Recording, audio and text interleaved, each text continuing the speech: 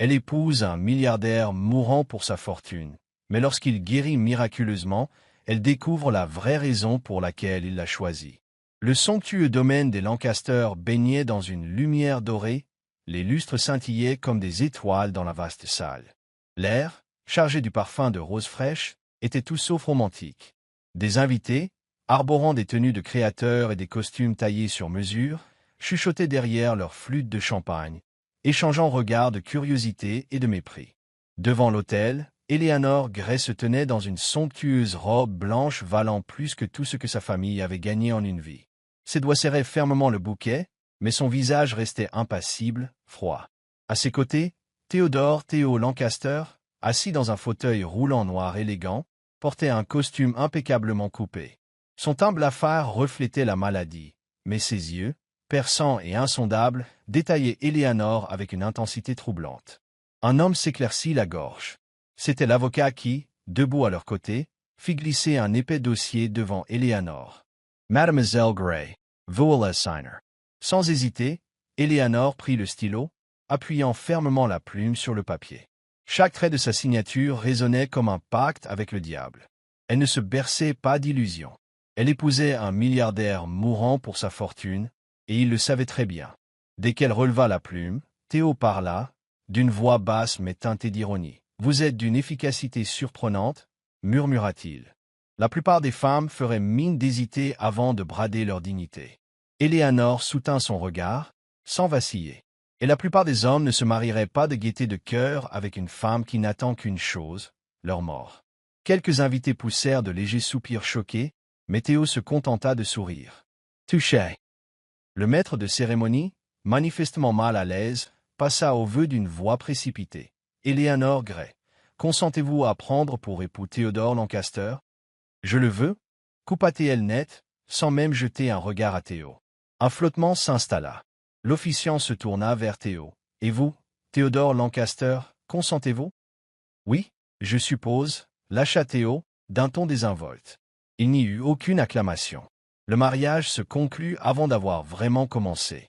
Eleanor savait très bien dans quelle union elle s'engageait. Elle avait passé le plus clair de sa vie, à peine capable de survivre, à voir sa mère crouler sous les dettes, à regarder son jeune frère tomber malade faute d'argent pour le soigner correctement. Les Lancaster, eux, possédaient une richesse inouïe, suffisante pour un millier de générations.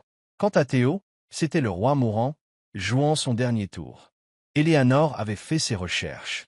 Theo Lancaster était un homme d'affaires brillant, redouté dans les négociations, à la tête d'un empire de palaces et de biens immobiliers de luxe. Mais son corps l'avait trahi. Diagnostiqué d'une maladie rare en phase terminale, il ne lui restait plus que quelques mois à vivre. Alors, pourquoi l'avoir choisi, elle? Des dizaines de femmes auraient supplié pour devenir Madame Lancaster. De riches héritières, des femmes influentes, d'une beauté époustouflante. Et pourtant, il avait opté pour Eleanor, une femme sans le sou, armée de son seul désespoir et d'une répartie acerbe. C'était illogique. Pourtant, elle s'en moquait. Elle avait ce qu'elle voulait, son argent. La réception de mariage fut étouffante. Eleanor sentait les regards désapprobateurs de la famille Lancaster. Tout particulièrement celui d'Henry Lancaster, le frère cadet de Theo. Contrairement à Theo, Henry paraissait chaleureux, charismatique, mais son regard d'acier semblait tout percer. « Tu dois être fier de toi », murmura-t-il en s'approchant d'Eleanor, un whisky à la main. « Énormément », répondit-elle, imperturbable. À côté de lui, Victoria Hale, ex-fiancée de Theo, affichait un mépris sans équivoque. « As-tu seulement une âme, Eleanor ?» Eleanor inclina la tête. « Si j'en avais une, elle vaudrait sûrement moins que le compte en banque de Theo. » Les doigts de Victoria se crispèrent sur son verre. « Tu ne tiendras pas ici. Tu n'es qu'une parasite vénale. Dès que Theo sera mort, tu dégageras comme un déchet. » Eleanor but une gorgée de champagne, impassible. « Dans ce cas, je ferais bien de m'installer confortablement avant qu'on me jette. » Victoria s'éloigna, furious. Henry, amusé, la regarda partir, puis se tourna vers Eleanor. « Tu as du cran, je te l'accorde, mais fais attention. Theo a beau être malade, il n'est pas idiot. » Le sourire d'Eleanor ne trembla pas. Moi non plus. La vie au manoir Lancaster était exactement ce qu'Eleanor avait prévu. Froide, hostile, parfaitement calculée. Le personnel l'ignorait, la famille la haïssait et Théo l'observait sans cesse. Ils ne se parlaient presque pas, hormis quand c'était indispensable, mais Éléanore sentait son regard la scruter. Il attendait quelque chose. Un soir, passant devant le bureau de Théo, elle entendit sa voix grave, sérieuse, s'adressant à son médecin. « Combien de temps ?» Un silence. « Moins que prévu », admit le médecin, la dégradation s'accélère. Les doigts d'Éléanore se crispèrent sur l'encadrement de la porte. « D'autres solutions ?» demanda Théo, d'un ton indéchiffrable. « Il existe un traitement expérimental, risqué, avec un faible taux de réussite, mais c'est une chance. » Elle l'entendit rire d'un air sombre. « Je parie que ma nouvelle épouse compte déjà les jours avant son héritage. » Son estomac s'énoua. Elle n'éprouvait pas de culpabilité, seulement la conscience que les choses ne se dérouleraient pas si aisément. Théo Lancaster n'était pas un simple mourant. C'était un homme qui jouait une partie complexe. Et Éléanore était peut-être tombée dans un piège plus grand qu'elle ne l'avait imaginé. Les jours qui suivirent leur mariage se confondirent en une routine ennuyeuse.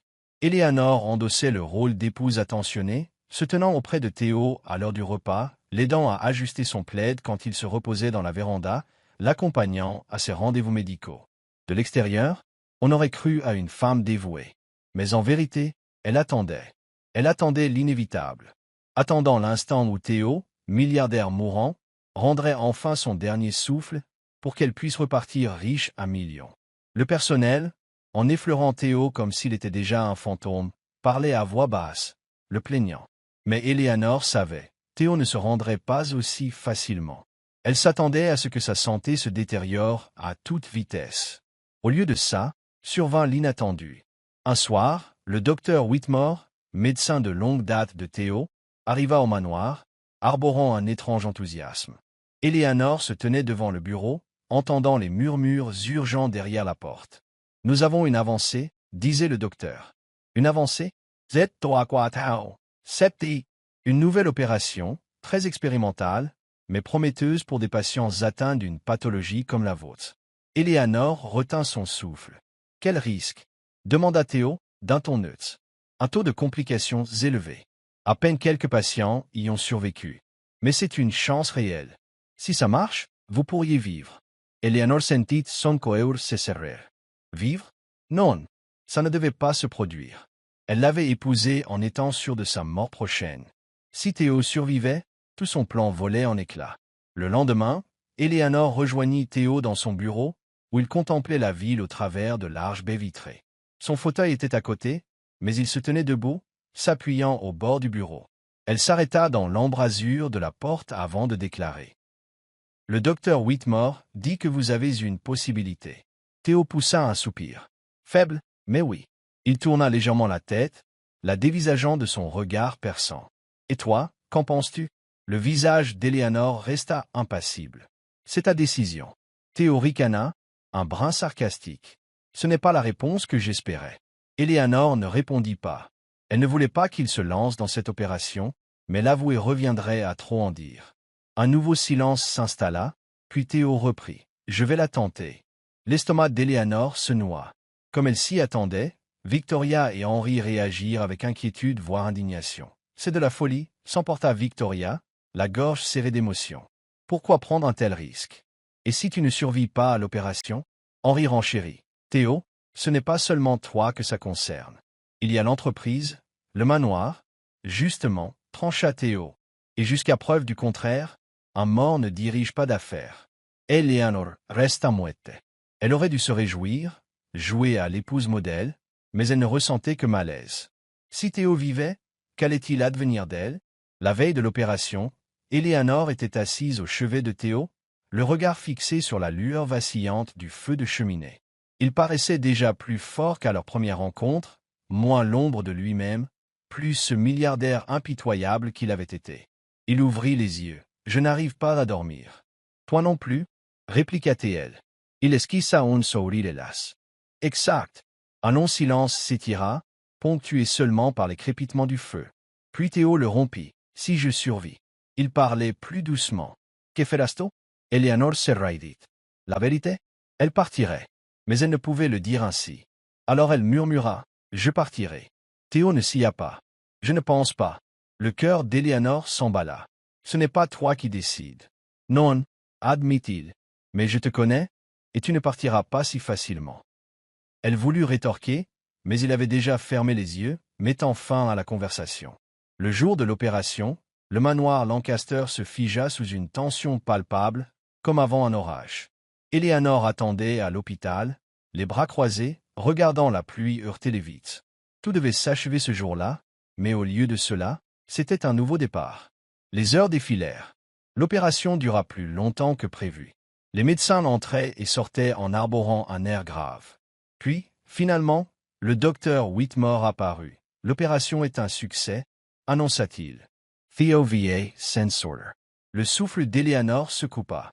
Pendant des mois, elle s'était préparée à la mort de Theo, à l'idée de toucher son héritage et de fuir ce mariage sans amour. Or, à présent, elle se retrouvait mariée à un homme qui n'était plus mourant. Elle ressentit la présence de Theo avant de le voir. Se retournant lentement, elle l'aperçut dans le couloir, appuyé sur une canne, mais bel et bien vivant. Son visage, autrefois émacié, avait repris un peu de couleur, et malgré la fatigue, ses yeux perçants se braquèrent sur elle, inexpressifs. Déçu? Demanda-t-il d'une voix basse, mais au sens incisif. Éléanore força un sourire. Bien sûr que non. Je suis ta femme. Non? Il la fixa longuement, puis un lent, presque imperceptible sourire effleura ses lèvres. Oui, murmura-t-il. Tu le es. Éléanore se détourna, mais sentit encore son regard la traverser, comme s'il lisait au travers de son masque soigneusement bâti. Elle avait épousé un milliardaire condamné. Or, il ne l'était plus. Pour la première fois, Éléanore n'avait plus l'assurance de savoir qui, dans leur petit jeu, en sortait réellement vainqueur. Theo Lancaster n'était plus l'homme malade et mourant qu'elle avait épousé. Sa guérison relevait du miracle. Lui qui s'était retrouvé en fauteuil roulant recouvrait désormais sa marche, d'abord avec une canne, puis sans. Ses traits autrefois hâves reprenaient force et vigueur, redevenant ce visage redoutable de magnate du luxe. Avec cette force recouvrée s'ajoutait autre chose, un charisme dangereux, une détermination froide. Éléanore, qui s'était apprêtée au deuil puis à l'héritage, se voyait soudain captive dans un mariage auquel elle ne comprenait plus rien. Theo, lui, retournait à ses affaires, tel un roi retrouvant son trône. Les réunions avec les actionnaires reprenaient, les investisseurs guettaient chacun de ses mouvements. L'homme qu'on pensait fini revenait sur le devant de la scène, plus puissant que jamais. Et Éléanore, elle avait la nette impression d'être un pion dans un jeu dont elle n'avait jamais compris toutes les règles. Theo la surveillait plus encore. Son regard n'était plus exténué, ni résigné, mais plutôt calculateur, la jaugeant. Un soir, alors qu'il dînait en tête-à-tête dans la grande salle, elle craqua. « Tu ne me demandes pas pourquoi je suis resté ?» Theo but une gorgée de vin, un sourire indéchiffrable aux lèvres. « Serais-tu parti si j'étais mort ?» Eleanor scented S.A. for Chet S.E. Crisper. « Je ne sais pas. » Theo s'adossa à sa chaise, la dévisageant. « Tu pensais que j'allais mourir, Eleanor. » Il n'y avait ni colère, ni accusation dans sa voix, juste une ironie tranquille. « Mais puisque je suis vivant, quel est ton plan ?» Elle soutint son regard, tâchant de masquer son malaise. « Ça dépend de toi, non ?» Theo sourit, mais d'un sourire qui dissimulait mille mystères. En effet, depuis le début, Éléanore se questionnait. Pourquoi Theo l'avait-il choisi? Elle s'était préparée à une explication rationnelle. Il lui fallait une épouse sans ambition, prête à patienter qu'il meure, sans rien exiger de l'entreprise. Mais jamais elle n'aurait imaginé un motif plus profond. Une nuit, incapable de calmer ses doutes, Éléanore erra dans le bureau de Theo. Un espace impeccablement rangé, boiserie sombre, odeur de vieux livres. Elle y était déjà venue, toujours sous la vigilance de Theo. Mais ce soir, il était absent. Ses doigts effleurèrent le bureau, butant sur un tiroir verrouillé. Elle hésita, puis, sans réfléchir, glissa une pince à cheveux dans la serrure. Un léger clic. Le tiroir s'ouvrit. Parmi des dossiers bien ordonnés, elle dénicha une vieille enveloppe jaunie. Le cœur battant, elle déplia la lettre et commença à lire. « À mon fils, Théodore. » Une lettre du père de Theo. Elle parcourut rapidement les lignes, la gorge se serrant plus à chaque mot, jusqu'à s'arrêter net. « Il y a quelque chose que tu dois savoir à propos d'Éléanore Gray. Sa mère, Margaret Gray, a été autrefois le grand amour de ma vie, Le bureau sembla vaciller autour d'elle. Je l'ai aimée follement. Mais au moment de choisir entre l'héritage des Lancaster et mon cœur, j'ai opté pour le nom Lancaster. J'ai épousé une autre femme, et je l'ai laissée derrière moi. Les oreilles d'Eleanor se mirent à bourdonner. Elle était enceinte. Je ne l'ai découvert que bien plus tard. À ce moment, c'était trop tard, elle peinait à respirer. Margaret suffered. Eleanor suffered. Par ma faute. Au bas de la page, dans une écriture que reconnut Eleanor comme étant celle de Théo, figurait une note ultime. J'ai retrouvé son père. J'ai retrouvé Eleanor. La lettre glissa de ses mains, comme si elle l'avait brûlée. Tout prenait sens. Ce mariage n'était pas le fruit du hasard ou d'une froide transaction. Théo l'avait choisi à cause du passé de leurs parents, à cause d'une dette, d'une faute inavouable. Eleanor eut l'impression que le sol se dérobait sous ses pieds. Elle avait cru comprendre Théo Lancaster, l'homme d'affaires impitoyable cherchant une épouse pour mourir en paix. Mais cette lettre, il y avait beaucoup plus derrière. La porte grinca. Elle se retourna vivement. Théo se tenait sur le seuil, l'air calme mais le regard chargé. « Tu as trouvé. » Sa voix était posée. Le pouls d'Eleanor résonnait à ses tempes. « Donc c'est vrai. » Théo ne nia pas et avança d'un pas, le regard fixé sur elle. « Je t'ai épousée pour une raison, Eleanor. Mais ce n'était pas celle que tu croyais. » Elle peinait à respirer. « Tu voulais quoi? Réparer la faute de ton père? » Théo soupira, frottant son menton. « Je voulais comprendre. » « Comprendre ?» Elle lâcha un rire amer. « Comprendre quoi exactement? Ce que ça fait d'emmener quelqu'un dans un mariage basé sur un secret dont il ignore tout? Paula contempla l'angum. Je ne t'ai jamais menti. » Elle aurait voulu hurler, jeter la lettre à ses pieds, lui réclamer des explications. Mais elle ne le fit pas, car, au fond, elle se doutait que la vérité était encore plus complexe. Théo Lancaster n'était ni un simple héritier rongé par la culpabilité, ni un businessman cynique. Il l'avait choisi, pas seulement à cause de ce passé honteux, mais aussi pour ce qu'elle était. Et Eleanor, elle ne savait plus si elle le haïssait ou si, pour la première fois, elle commençait à le comprendre elle aussi. Eleanor avait pris sa décision. Après des jours, des semaines à tenter de démêler toute cette histoire, elle n'y voyait qu'une issue, partir. Le contrat qui l'attachait à Théo n'avait plus aucun sens. Elle ne voulait plus de son argent ni de ce passé qui la consumait. Alors, un soir, tandis que Théo travaillait dans son bureau, elle entra. Il ne leva d'abord pas les yeux, feuilletant des documents sous la lueur tamisée d'une lampe. « Tu m'as évité ?» lâcha-t-il, la voix basse. « Il faut qu'on parle, dit-elle, la gorge serrée. » Théo déposa son stylo, relevant enfin la tête. Son regard restait aiguisé, mais elle perçut aussi autre chose, quelque chose qui lui avait toujours dissimulé. « Tu as découvert la lettre ?» fit-il. Eleanor se redressa, oui. Il s'adossa, attendant la suite. « Le contrat qu'on a signé ne compte plus. Je ne veux pas de ton argent, Théo. Je ne veux plus rien de tout ça. » Un silence, puis un sourire, lent et presque moqueur, étira les lèvres de Théo. « Tu penses pouvoir partir comme ça ?» Les ongles d'Eleanor s'enfoncèrent dans ses paumes. « Je peux, et je le ferai. » Théo se leva. Il n'était plus l'homme mourant, mais un homme plein de vigueur retrouvée. Il s'approcha d'elle à pas mesurés, si près qu'elle percevait sa chaleur. « Tu crois que je vais te laisser partir ?» murmura-t-il. « Maintenant que tout est fini. » Le cœur d'Eleanor cogna. Ce mariage est un mensonge. Le regard de Théo s'obscurcit, mais il garda une voix calme. « Vraiment ?» Elle s'efforça de ne pas vaciller. « Oui, je sais que tu m'as choisi à cause de la faute de ton père, pas pour moi. » Astérisque Théo soupira, passant une main dans ses cheveux.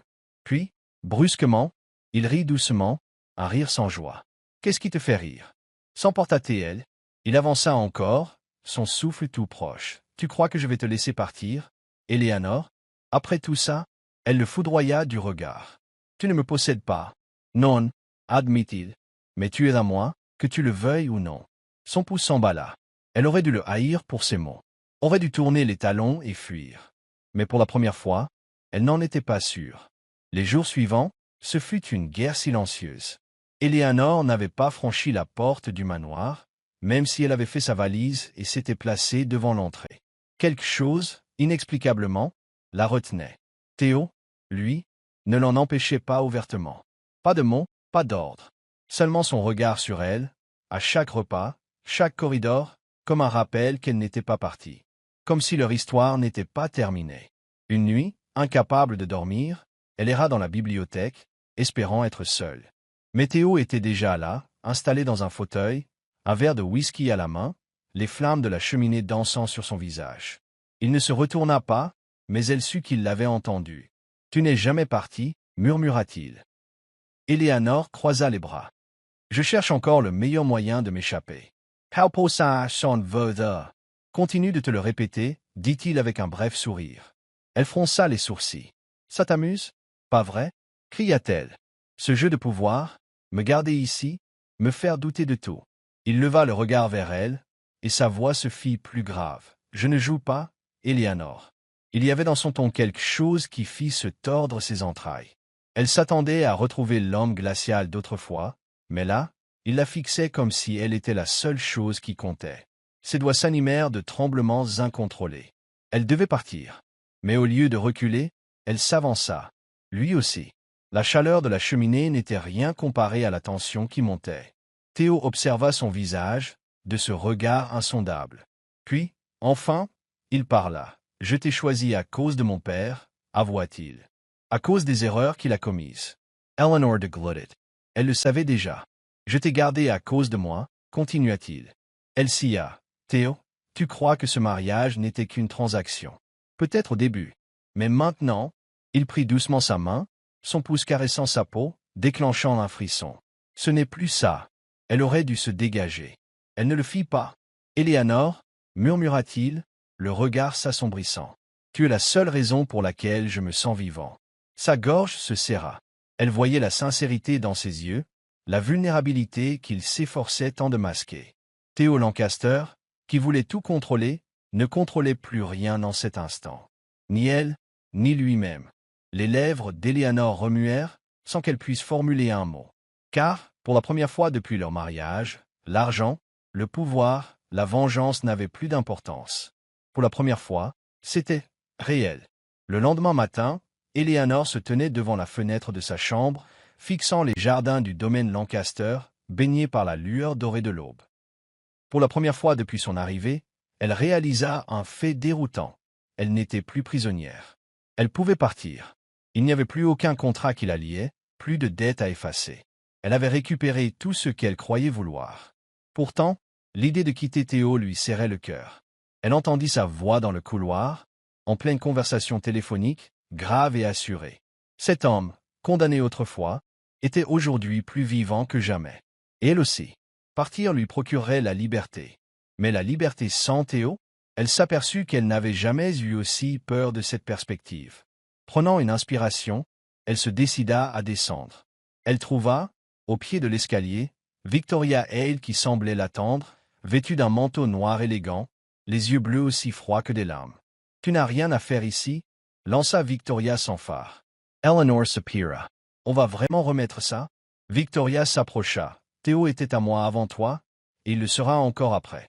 Tu ne mérites pas sa place. » Eleanor haussa un sourcil. « Il ne me semble pas qu'il court vers toi. » Le sourire de Victoria se fit acerbe. « Il n'a pas besoin. Tu partiras de toi-même. Tu ne corresponds pas à ce monde. Tu n'étais personne avant Théo, et tu redeviendras personne après. » Un frisson glauqua Eleanor. Elle avait cru cela toute sa vie, se sentant insignifiante et piégée par son passé. Mais aujourd'hui, elle en avait assez d'être rabaissée. Se redressant, elle s'avança jusqu'à frôler Victoria. « Tu te trompes, » dit-elle d'une voix calme. « Je ne suis peut-être pas née dans ce monde, mais ça ne veut pas dire que je n'y ai pas ma place. » Victoria glausa. « Alors prouve-le. Quitte-le. Ça, tu Elamaze. Laisse-lui une épouse capable de l'honorer. » La poitrine d'Eleanor s'y contracta. Avant qu'elle puisse répliquer, une voix familière les interrompit. « Tu sembles drôlement sûre de savoir ce qui me convient, Victoria. » Les deux femmes se retournèrent. Théo, debout au bas de l'escalier, inexpressif, mais son regard fixé sur Eleanor. « Je pense pouvoir décider moi-même de ce qui me va, » ajouta-t-il. Victoria pâlit. « Théo. Rentrez chez toi. Victoria, tranquille. » L'ancienne fiancée hésita, puis acquiesça d'un signe sec et sortit, ses talons martelant le marbre. Quand la porte se referma, Théo se tourna vers Eleanor. En cet instant, tout le reste s'effaça. Il s'approcha doucement, s'arrêtant juste à bonne distance pour qu'elle sente sa présence. « Tu comptais partir » murmura-t-il. Eleanor de Glutted.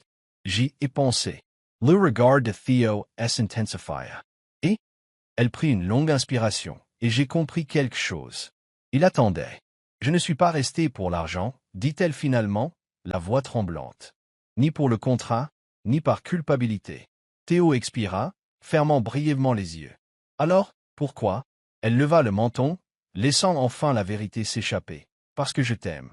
Le temps s'est suspended. Theo la contempla comme s'il mémorisait chaque trait de son visage. Puis, avec une lenteur infinie, il posa sa main sur sa joue, un geste d'une infinie douceur. « Tu n'imagines pas depuis combien de temps j'attendais que tu le dises » souffla-t-il. Elle eut un sursaut quand son pouce effleura sa peau. « Et maintenant » chuchota-t-elle, le cœur au bord des lèvres. Theo esquissa un léger sourire, empreint de soulagement. « Maintenant, on recommence. Sans contrat, sans attente. Juste nous deux. » Eleanor eut un bref instant d'hésitation. « Et si je cesse un jour de t'aimer » Theo eut un sourire amusé. « Alors je ferai en sorte que ça n'arrive jamais. » Elle rit doucement. « Tu crois pouvoir me garder éternellement » Son regard se fit plus doux. « Je n'ai pas besoin d'éternité, Eleanor. » Il se pencha, ses lèvres tout près des siennes. « J'ai seulement besoin que tu restes aujourd'hui. » Un sourire fleurit sur les lèvres d'Eleanor. « Alors je reste. » Quand Theo abolit la distance pour l'embrasser, Eleanor comprit qu'elle n'avait rien perdu. Au contraire, elle avait gagné la seule chose qui comptait vraiment, l'amour. Ainsi, l'histoire d'Eleanor et Theo n'était pas une union de convenance ou de hasard, mais le fruit d'un destin entremêlé de fautes passées et de révélations inattendues. Eleanor avait voulu épouser un homme en fin de vie pour de l'argent, sûr que leurs chemins ne se croiseraient que brièvement. Mais elle avait finalement trouvé quelque chose de bien plus précieux. Un amour qui l'avait changé, qui lui avait fait croire en l'imprévu et en la sincérité. Quant à Theo, il avait passé sa vie à tout contrôler, prêt à mourir en soldant les dettes familiales. Mais avec Eleanor, il avait découvert la seule chose qui échappait à tout contrôle, son propre cœur. Leur histoire ne fut pas parfaite. Elle était compliquée, bâtie sur des secrets et des erreurs. Mais, en fin de compte, elle était sincère. Et parfois, c'est tout ce dont on a vraiment besoin.